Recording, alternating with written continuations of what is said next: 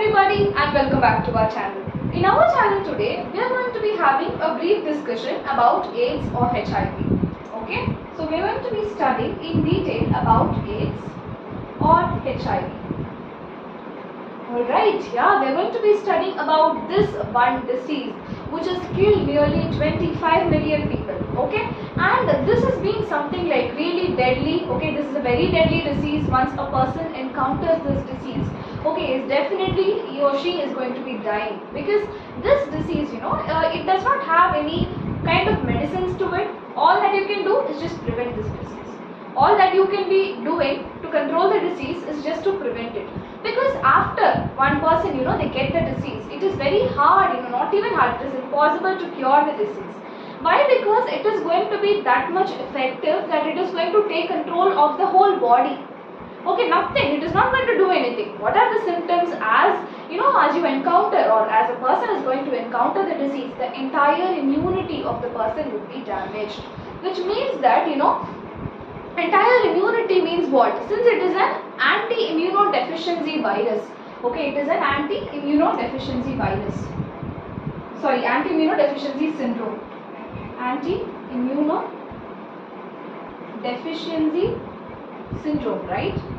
AIDS is an anti-immunodeficiency syndrome. Now we always, we use, in some cases, few people would use AIDS, few people would use HIV. Now you might ask me, what is the correct term? How do we actually say it? Alright, what is the difference between AIDS and HIV? Let us try to understand. AIDS is the disease, okay? It is the anti-immunodeficiency syndrome. AIDS is actually the disease, but the HIV is simply the virus which is causing the disease. Okay, AIDS is a viral disease, but not a simple viral disease. It is an infectious disease, and also it is a fatal disease. It is a deadly disease. What do we mean by infectious disease? It can spread from one person to another, and yeah, that's the most deadliest part of AIDS, right? It can spread from one person to another, from an infected person to a healthy person, by the means of what? Okay, so by the means of so many things, right? First of all, whenever the needle sharing we say, all right, needle sharing means the injections at all they do, right? In the hospitals at all they put the injections, right? At that time, if they are putting the injection for an for an infected person, and the same syringe is used for an healthy person, the disease is going to be transmitted. As I told you, it is an infectious disease, and I would also like to mention one point. Okay, what is it? AIDS is generally an infectious disease, and additional to that, it is also non-contagious, and that is the safe part, right? If it is contagious, then yeah, that's it. It is very hard to deal with it. It is non-contagious, which means that by the means of touch, it cannot spread. Okay, suppose a person is having AIDS and he is going to a coffee shop, let us say. He's taking a sip of coffee, and then obviously they'll hold a coffee mug in the hand, right? He's taking a sip of coffee, he's keeping it, and he's going. Now the waiter is going and he's trying to take back the coffee cup. Okay, at that time, suppose the person who drank the coffee, he was an infected person, he was suffering from AIDS without his knowledge, he was suffering from it. Okay, by that, through the touch, it cannot spread. That is the problem. Okay, so by the touch, AIDS cannot spread from one person to another, which means that it is non-contagious. Contagious means it can spread through the touch, but AIDS is actually non-contagious, which means that only through the transfer of body fluids it can spread. Okay, either through the needle sharing, which means through the syringe sharing, okay, or through the sexual contact, or from an infected mother, it can also pass to the child. It can be inherited too. Like from the infected mother to the child, it can be passed from the infected mother. Or through the blood transfusion. Supposing a person got accident, okay, and he is taking blood from some other person is giving him blood. Okay, that some other person is an infected person actually. If he is suffering from AIDS and he is giving his blood, this healthy person who got accident, he is also taking the AIDS. Okay, so AIDS can also spread through the blood transfusions.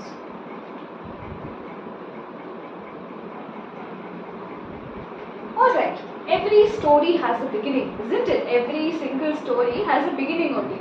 Like that, this AIDS also, it has got a beginning. It all started in the year of 1981. It all started in the year of 1981.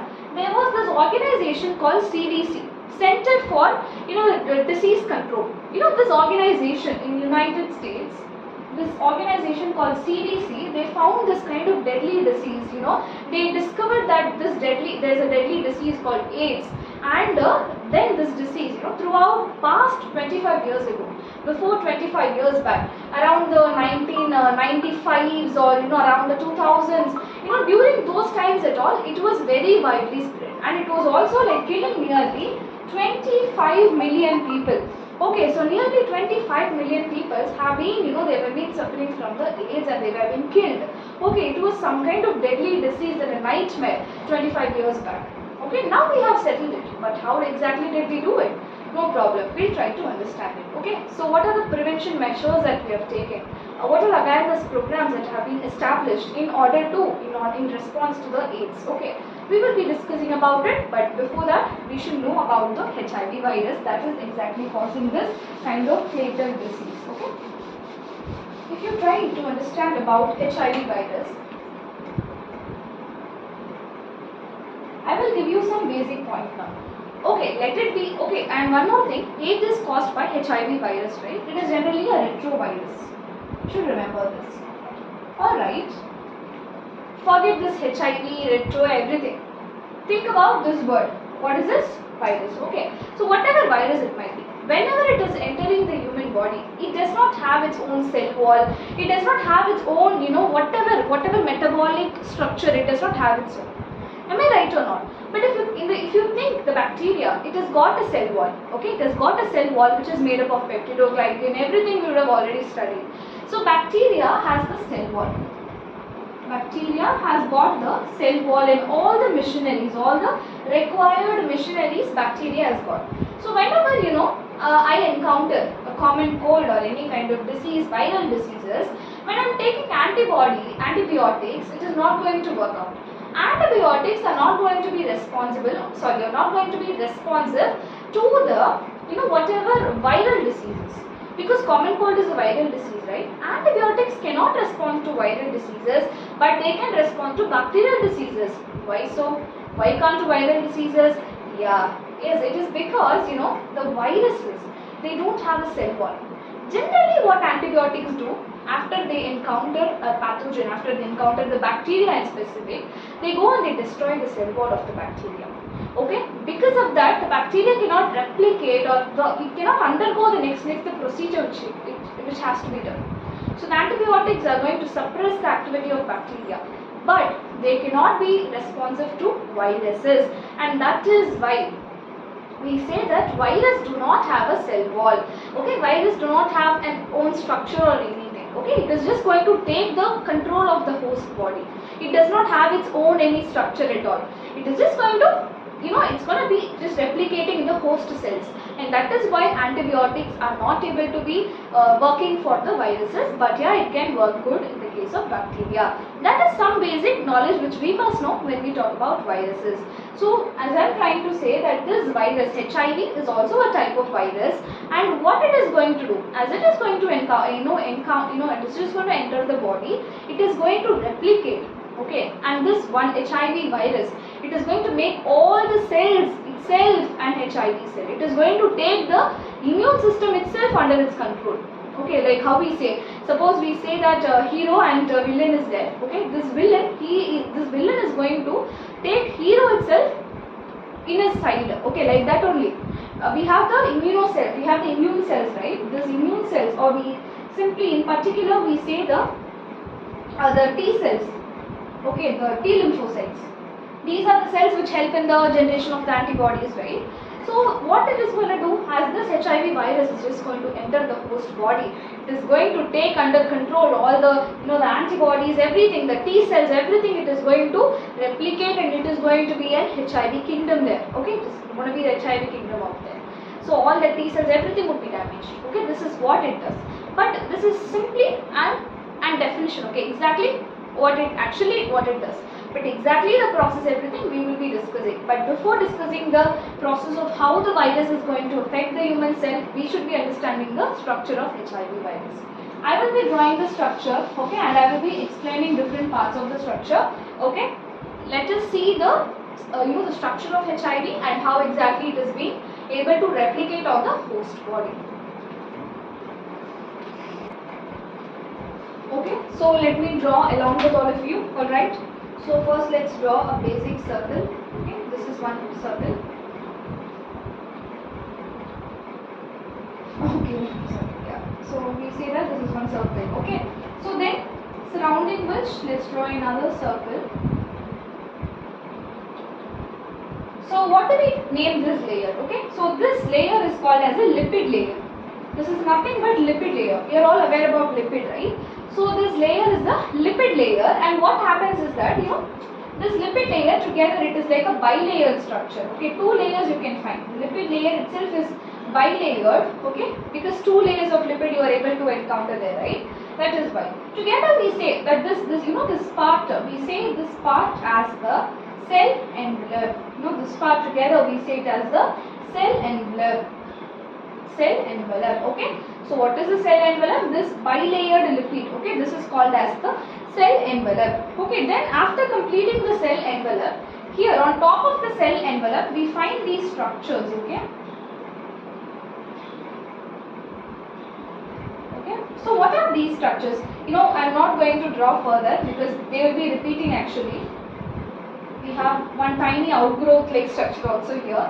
So it is just going to be repeating. So I am going to encounter the same structure again and again. The entire, the round, we are going to be having the same structure. So this structure is nothing but the glycoprotein. So we have two types of glycoprotein in the structure itself. Let us zoom in now. Okay, let us see here. So we are having the glycoprotein. This is the glycoprotein, the down part. Okay, and then the top part.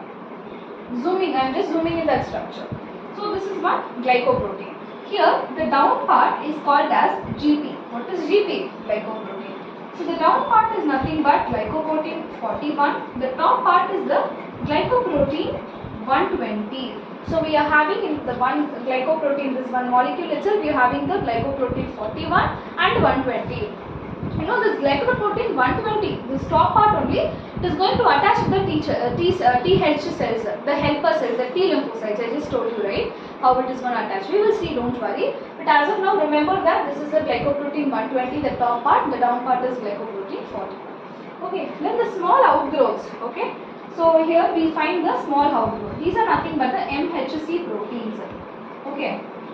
Major in our previous video I did major histocompatibility complex, that this is one MHC protein. Okay, so then this is it. Okay, this is some structure.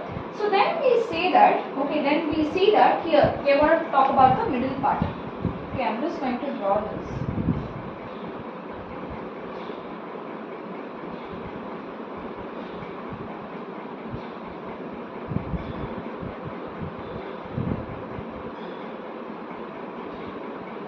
Structure that you see, okay, this is nothing but the capsid. Okay, what is this called? This is called as capsid. So inside this capsid only we can find the RNA, and we can find the reverse transcriptase, everything. Don't worry, okay, don't worry, we will be talking what it is and everything we will be discussing. Okay, so if you see in the middle we are having the nucleocapsid. See, what is this? This outer part. இத நம்ம என்ன சொல்லுவோம், இத வந்து capsid னு சொல்லுவோம். அப்போ இந்த உள்ள இருக்குறது வந்து this inside of this structure, snake like structure is nucleocapsid. Very simple. Okay, this part is the capsid. அதுக்குள்ள இருக்க அந்த snake like structure வந்து nucleocapsid. அதுக்கு மேல this dot like structures we observe, right? Now these dots are nothing but the RNA. Okay, these dot like structures that we find, these are nothing but the RNA. Okay, so then next, after this, here we have a mix, like this, some rough, combination of some proteins like structures. But before going there, I forgot to mention one thing. This is called as reverse transcriptase. Here we have a small dot-like structure, right? That is called as reverse transcriptase. In another dot-like structure here, now see, this is reverse transcriptase. dot-like structure we see here, that is called as integrase. Alright, so then here, let's come back here. So here we find all the proteins and everything. So we find the proteins here. So what are the three things which you must be remembering is that you must be remembering the reverse transcriptase,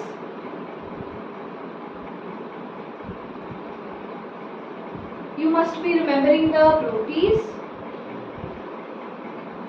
must be remembering the integrase. Okay, so if you observe the structure, okay, so what do we find? First this part, the cone-like structures.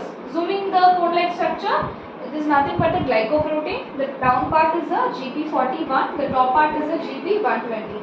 And then coming to this, the two layers, it is nothing but the lipid layer. It is actually bilayered, okay. And we say that it is a cell ender. It is a cell ender. And then if you come to this inside part, you can find this structure, almost like a triangle, okay. That structure is called as capsid. Inside that structure you find the snake-like structures, nothing but the nucleocapsid, and on the top of every nucleocapsid we find the dot-like structures, nothing but the RNA, and then here two another dot-like structures, which is nothing but this one is the reverse transcriptase, and another dot-like structure is the integrase, okay. So reverse transcriptase in the integrase we have covered. Here we find another combination of proteins along with the protease. So this is the structure of what? Structure of HIV. Okay, structure of HIV. So now a quick question for all of you. Okay, so please go to the comment section and please do type the answer if you know in case. Alright, so the question is that, okay, what are the two glycoproteins? Okay, we know that this is a glycoprotein, right? Now this glycoprotein itself, what is this called and what is this called? Okay, just go and type down immediately. I will give you some time.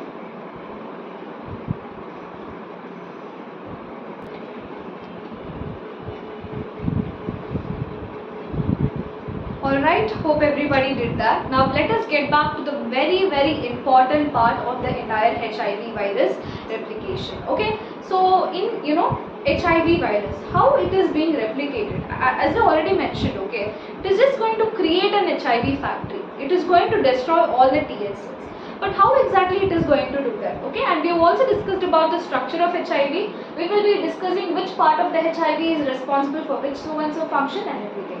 This part will get really exciting. Okay, it will be very interesting to learn. Let us start. Alright, let us go with the first point. I have written these points, okay, as a synopsis. Alright, I have just written these, so let me just explain along with these points. The very first point, okay, it is nothing but the TH cells. Okay, so what is that? What does that mean? TH cells, CD4, monocytes, macrophages? Nothing. Okay, the virus is going to enter the human body. What it is going to disturb, what it is going to go and damage it, okay, it is going to damage the T helper cells. What the virus is going to do, as soon as it is entering the human body, it is going to attack the TH cells, the T helper cells, okay, and the CD4 markers, okay, we already discussed about the CD4 markers, right. It is going to attack the TH cells and the CD4 marker. It, since the CD4 markers are also present on the monocytes and the macrophages. The CD4 markers, they are present on the TH cells also, they are also present on the monocytes and the macrophages. So not only the TH cells, even the monocytes and the macrophages are attacked by the HIV virus. Okay, so first the human body enter panadakaprama, it will be attacking the T helper cells, adakaprama it would attack the CD4 markers, then it would attack the monocytes, okay, not then, it will simultaneously also it would be attacking it. After attacking, the RNA will be transferred. We already discussed, right? We saw that here the capsid, this is a capsid, right? In this capsid, we discussed that here we had the nucleocapsid and on top of which we had, this is the RNA we discussed, right? That RNA, okay, that RNA of this HIV virus would be transformed into the host cell, whatever cell of the TH cells, whatever particular cell it is going and attacking, that cell it would be transferring the RNA. Very simple. It would transfer RNA to that particular cell, to that particular host cell. It would transfer the RNA. And then, okay, generally I will tell you one thing. After the RNA is entering, okay, it is converted into DNA. Okay. But here the reverse transcription will occur. We will study, no problem. The reverse transcription will occur and again the DNA is given out. Now this DNA, okay, it is along with the enzymes. Okay, what are the enzymes? Enzymes like integrase. We saw, right, some enzymes were here, few dot-like structures. One dot was the reverse transcription, another dot is the integrase. That integrase enzyme, what it will do? That integrase enzyme, it is going to convert this DNA from the RNA through the reverse transcription. We got the DNA. That DNA along with this enzyme integrase would be converted into chromosome DNA. The normal DNA along with this integrase is converted into which DNA? Chromosome DNA. So that virus is called as provirus. That virus stage is called as provirus. So again this DNA is converted into RNA. That is reverse transcription. Again the DNA will be converted into the RNA. So this RNA, again a new genome. Again it would, for a new virus, it will be present for undergoing all the processes again. Okay, so this RNA again it acts as a genome for the new virus highlighted. So it is again going to be acting as a genome for the new virus. Then HIV would be produced. So this again the HIV virus would be produced. Like that it is going to replicate and then it is going to be forming the factory of HIV. So HIV factory it is going to form. Then soon or later the viruses, they are going to enter the blood now. Okay, see, very simple. They enter the TH cell. The RNA is deposited on the host cell. The RNA of the RNA of that virus. Okay, the RNA of the HIV virus is deposited on the host cell. The virus is deposited on the host cell. Okay. Is deposited on the host cell, and after that what happens? The reverse transcription of the DNA, and again that it is converted into DNA along with the enzymes integrase. It is this DNA, it is going to be converted into the chromosome DNA. That stage of the virus is a provirus. Again this DNA reverse transcription, it comes as a RNA. Again this RNA, it is going to act as a genome for the new virus. Okay, then the HIV is produced and so on. It is going to increase and replicate itself, and the HIV factory is finally it is generated. So this HIV factory from which the cells they enter the blood. They enter the blood and they are going to attack another set of TH cells again. Again they are going to undergo the whole process. They are going to enter the blood. They are going to attack a new batch of HIV viruses. Okay, a new batch of TH cells again. So then what happens? Like that the TH cells count will get down. So a TH cell is there. It will be converted into a HIV cell. Okay, because of which what happens? The TH cell counts will decrease and decrease. So the immune responses are decreased totally. So that one word, tissue tropism. What do we mean by tissue tropism? Okay, it is not attacking any other cell. Right? It is attacking only the TH cells. It is not attacking any other surrounding cells also. It is targeting the T cells and it is going and attacking. Okay, just like if you are playing, if you are having a gang of friends, if you want to play, okay, you are you're targeting on one particular girl. If you want to beat her score. If suppose you are playing a football or something, you want to beat that girl's score. We are targeting, right? That particular target is there. Only the TH cells are going to be destroyed in this place. Just like how you are going to make out that girl, you are going to think just like that it is going to be here. Okay, so it is very particular, and that phenomenon is called as tissue tropism. The way the HIV cells are particular only to the TH cell, where they are where they are only particular to the TH cell, that is called as tissue tropism. This is about the replication of the HIV cells. Okay. So now everybody just observe clearly. Okay, this line is there. I am having a line here, an imaginary line only. So here this everything it takes place in the virus. These steps, these 3 steps take place on the virus itself. Okay, then only it is coming to the cell. Okay, let us first see. this is a virus, we are having the protein coat. Okay, this is the protein coat, and this is nothing but the virus, the RNA. Okay, the RNA, the material of the virus is there. Okay, just the protein coat, that's it. So what is happening? Alright, so we are having the RNA and the protein coat. Okay, then it is introduced, this RNA is introduced to the animal cell. So we are having here, and we are having the RNA, right? So it is introduced to the animal cell and the DNA is produced by this step that we see is nothing but the reverse transcriptase. I already told you, or already we have discussed, but this is just like a flowchart basis, because questions are being framed from every step. That is why we are going to be knowing the flowchart also.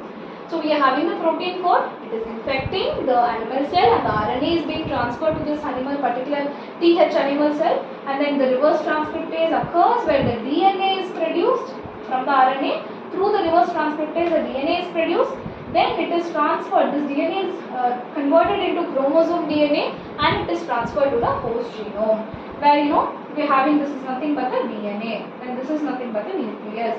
So again, it will be like, again they will be converted into RNA, and it is going to, this RNA, it is going to infect, this RNA, it is going to undertake the cells, and this one cell, it is going to be passed out in the blood, it is going to be infecting all the other TH cells. This is the process of how exactly the replication of the HIV virus takes place. Okay, then we talk about the symptoms. So generally, other than replication, we don't have much points to discuss when it comes to AIDS at all. If you see, symptoms are there. So what are the symptoms we are able to find? Okay, in the case of AIDS, what are the symptoms? We know that AIDS, okay, it is caused by HIV virus.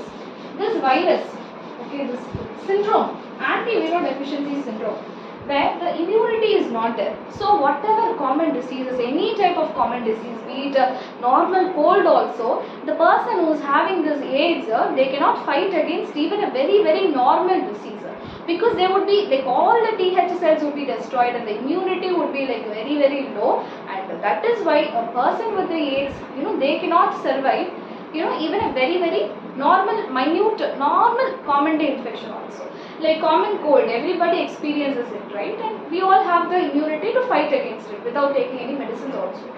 So that kind of immunity won't be there in this person who is affected with the HIV. Alright, so we say that the TH cells count will be reduced. This is very important. That is one symptom, and that is why even a very, very basic disease also the body cannot fight against. Okay, so then we say that, okay, then next thing is that after a person is suffering from this disease, so we say that we have a time lag. Generally, whenever a person is suffering, whenever he is infected, and when the symptoms are shown, or when we say, when the, actually the virus is like infecting and then appearing, okay, the symptoms or the AIDS is appearing, it is going to be appeared, that gap is like 5 to 10 years. That is like 5 to 10 years it takes. Okay, immediately when a person, it does not show the symptoms. First he should be affected, and then after about 5 to 10 years only it is going to be appeared. So these points we must be knowing. Okay, and during this time, during the 5 to 10 years of time, a person can have vomiting, okay, diarrhea. So not during the time, but after this the symptoms would be like, generally for AIDS, what are the symptoms? Nothing but the vomiting, okay, suddenly some heavy weight loss, vomiting, weight loss, or we also say diarrhea. Okay, so these are the symptoms which is experienced by the HIV patient. And additional to that, how can you diagnose it? Okay, how can we diagnose this disease? Generally to diagnose this we are having few tests. Okay, it is called as ELISA test. Okay, to diagnose this we have ELISA test. About a month or time it would take probably to be recognizing. Okay, this ELISA test itself, it takes about a month time to find out whether a person is actually infected with the AIDS or not. Okay, so generally for finding itself it takes time. And additional to that we are having the Western blot test. Okay, then along with the Western blot test, we are having another test like the nucleoacid test. Okay, there are so many tests, but it is kind of time consuming. Alright, so now the most important part of all, how in this modern day, in this today's world, AIDS is not even a big deal. Okay, we are not finding that much cases of AIDS here. How come it is possible? Yes, prevention. Prevention is better than cure, right? It is a well said proverb. So we cannot try to cure every diseases, especially in the case of AIDS at all. There is not a proper cure. We have few drugs called as antiretroviral drugs generally. Antiretroviral drugs. Okay. So we know that retrovirus is a disease, it's a virus which is going to cause this disease. An antiretroviral drug is a medicine which is used against that. Okay. So this drug is a very not a very effective at all. It is a drug which a person can simply take if he is suffering from the AIDS. Okay. It would increase the longevity. Just 5 years or something it would increase, that's it. Okay. So some extra time it would increase for the person to live or to fight against this, but still it is not a complete cure at all. We haven't till now, we haven't found any complete cure for the HIV. About for 5 years it would just give the longevity, that's it. A person can survive 5 more years, but it does not deal anything with curing at all. Okay, we haven't found anything about it. So there are certain organizations now. Okay, instead of just trying to cure the deadly disease, we are having few preventive mechanisms that we can follow. Number one, let me just write it again. So first you should have the proper disposal of syringes. Just the opposite, that's it. We have seen how it is being spread through the syringes, right? So we should have a proper disposal of syringes. So use and throw syringes, we must try to adapt using it. Not we must try at all. We must do it. Okay, it is a law. Use and throw syringes only, we have to use it. In the olden days at all, they would generally wash the syringes in the hot water and they would use it again. But that shouldn't be happening. Should be like use and throw only. Okay, so we are supposed to use the proper disposal of the syringes, and also we are supposed to use and we are supposed to throw it also. Okay, then we should have the awareness about it. Some basic knowledge. Awareness is 100% it is required. Okay, and also we must be having the safe sexual contact, and we should stop the drug usage. Alright, so these are some of the preventive mechanisms which we can follow in order to prevent getting the disease AIDS. Okay, so that's it about the video. We have discussed about what is the virus which is going to cause this disease. Okay, the retrovirus. We have discussed about the structure of this HIV virus and how it is replicating. We also saw the flow chart and also some of the point-wise synopsis we have discussed. We have seen about how we can diagnose if somebody has this test or not. We have seen the preventive measures taken against it, and what are the symptoms, everything we have discussed. So we have covered in the entire video. We discussed about the HIV or the AIDS. I hope this video was useful. Thank you for watching till the end. If you like this video, please go and hit the like button, and also don't forget to subscribe to my channel. Okay, and if you have any doubts or any queries or anything you would like to ask regarding the concept, please put it down in the comment section. Thank you. Bye bye.